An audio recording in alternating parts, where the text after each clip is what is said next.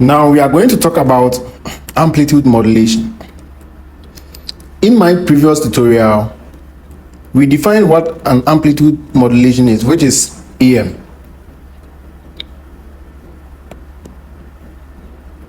We said that an amplitude modulation is the process of changing the amplitude of a carrier signal with respect to the instantaneous change in the message signal. And we also touched on the fact that in communication system we need two signals, which is one, the message signal,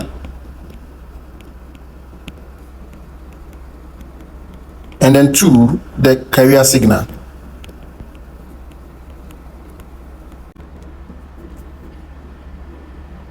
So in doing amplitude modulation,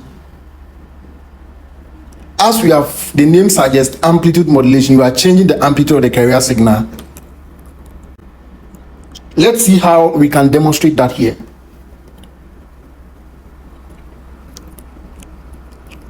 The general equation for a carrier signal, which is, let me represent this message signal as MT, M of t, and then the carrier signal of C of t.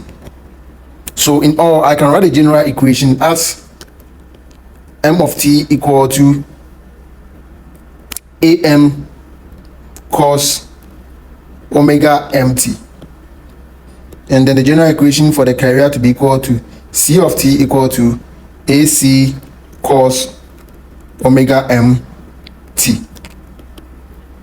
So these are the general equation for the message signal and then the carrier signal. Note that the message signal can be of any signal. Therefore, we most of the time represent that M of t. It can be of any signal that you want to transmit. So as the definition suggests, changing the amplitude. Now, looking at this general equation form over here, the AC or the AM is the amplitude of the signal. The omega M or the omega C, let me get this one here. Yes, omega M, yes, omega C. Yeah. The omega C or the omega M is the angular frequency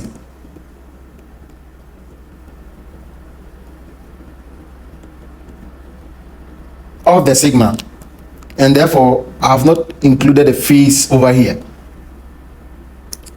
So if you are changing the amplitude with respect to the change in the message signal, then we can write the overall AM equation as, when we are changing the amplitude, AC plus the message signal, which is the amplitude, and therefore we say cos omega ct. So as you can see here, this carrier signal, the amplitude, changes with respect to the change in the message signal here. So if the amplitude of the message signal here is 5, this carrier signal's amplitude will be changing if to be AC plus 5. If the message signal is having an amplitude of -5, this carrier signal will be having an amplitude change in AC -5. And so therefore you will say that the general equation for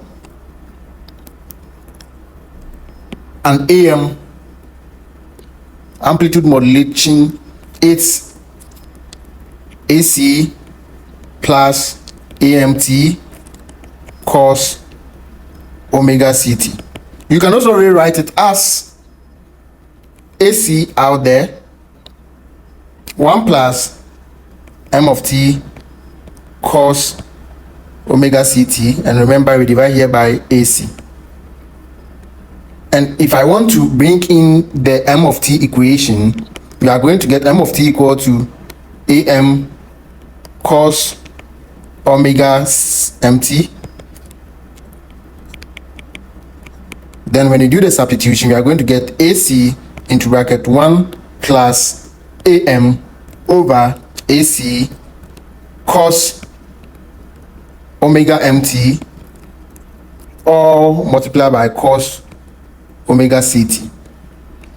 So you have to take note of this general form of AM modulation or amplitude modulation, and S of t represents the final result of our amplitude modulation.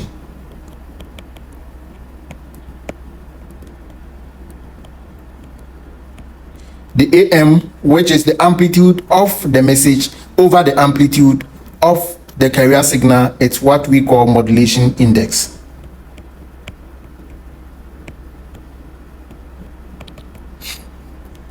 And now we are going to talk about we are going to do some mathematical analysis on how we can generate an AM wave in order to arrive by this general equation, because here we just made use of the definition of which we are changing the amplitude with respect to the amplitude of the message signal, and we came out with the message the general equation for AM modulation. And therefore we are going to talk about how we can generate a general AM wave. Before we go on, these are some few things that you have to take note of.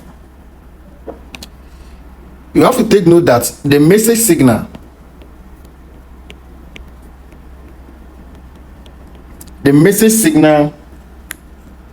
has a low frequency and amplitude, and therefore when you transmit it without any modulation, there is going to be an attenuation. The next thing that you have to also take note is that the carrier signal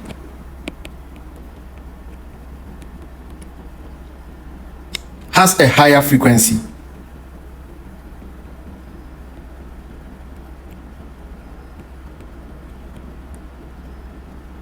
and also amplitude.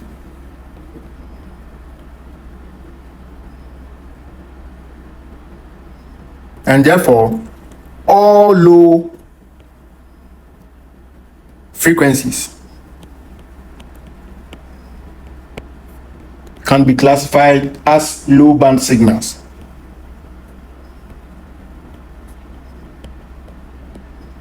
And of course it ranges between 20 Hz to 20 kilohertz, and this is the frequency range that the human ear operates in.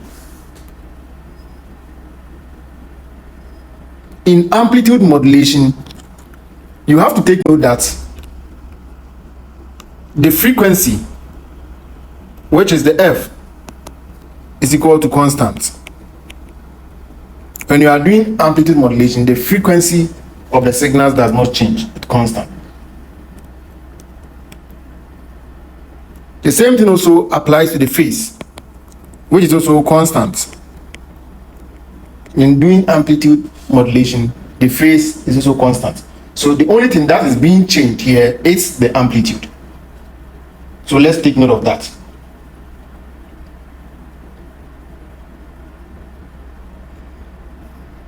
Now let's go ahead and do some mathematical analysis on how to generate AM wave. In generating an AM wave, we have two main methods in generating an AM wave, and we are going to talk about that. So these are the various types of AM modulators. These are the square law modulator and then the switching modulator. Let's take them one after the other before we do the mathematical analysis. For the square wave modulator, we use nonlinear device. So the square wave modulator, let me do it this way. XLM, let's do it that way. SLM, that's the square law modulator. So considering the square law modulator,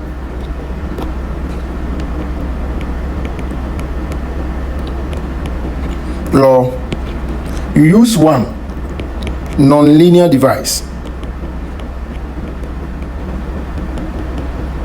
We use nonlinear devices such as diode and also transistors to do that. And for the switching modulator, we use the switching characteristics of diode.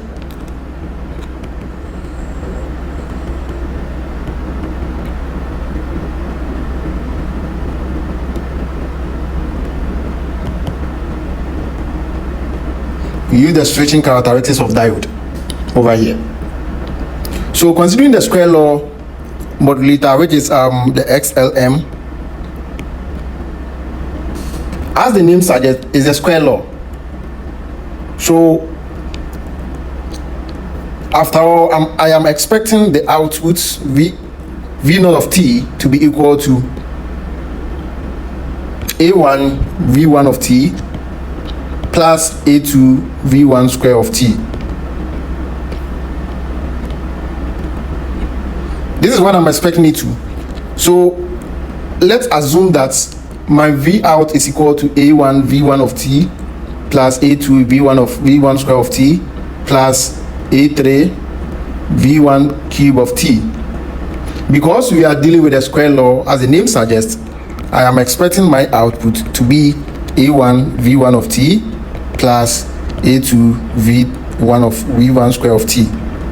The rest we ignore them. So this is the output of our square law modulator.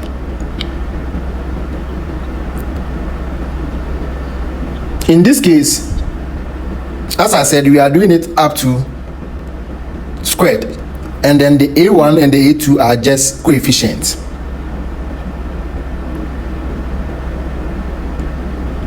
And therefore we can say that this equation here is the relation between the output and the input of the nonlinear device. So if you have your nonlinear device here, and then you pass in the input v1, and then you are receiving an output v0, this output is in relation with that of the v1, and this is the square law. Now let's talk a little bit about the switching characteristics of diode, or the switching modulator. For the switching modulator, we use the switching characteristics of diode, as I said earlier on. And as we all know, when the diode is on, it is in forward bias, FB, and when it is off, it is in reverse bias. And we will talk more about that. So using this technique to generate a general 4 ohm AM wave, it's what we call the switching modulator. And one thing that you have to notice is that when you are using this technique, whatever you are going to get at your output after passing it through the nonlinear device, they are always going to be a bandpass filter, because of the nonlinear nature of the devices. There are some harmonics which is being introduced to the original message that was passed through for modulation, and for that matter, we need to filter out the unwanted signals which are being added. In this case, we will always use a filter to filter out whatever output that we may get after using these techniques to generate our general AM wave. So in view of this, I would like to end here for this tutorial, and in my next video we are going to take into account how you can use the square law modulator technique to come up with a general equation of AM wave. So thank you for watching, and see you in my next video.